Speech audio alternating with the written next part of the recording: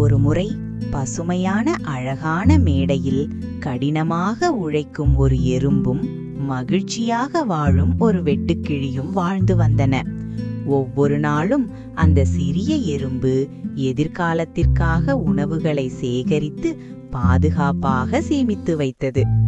அருகில் வெட்டுக்கிளி பாடல்கள் பாடி இசை வாசித்து சூரிய ஒளியில் மகிழ்ச்சியாக நடனமாடிக்கொண்டிருந்தது.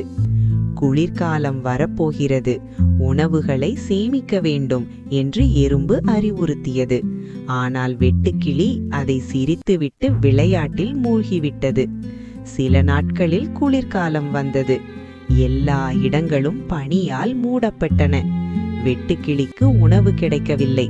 அது பசித்தும் குளிரிலும் துன்பப்பட்டு வருந்தியது. உதவி கேட்டு அது எறும்பின் வீட்டிற்கு சென்றது.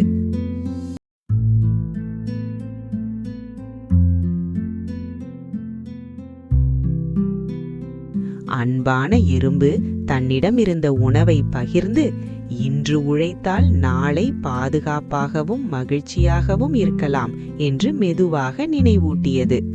நீதி: இன்று உழைத்தால் நாளை நிம்மதியாகவும் மகிழ்ச்சியாகவும் வாழலாம்.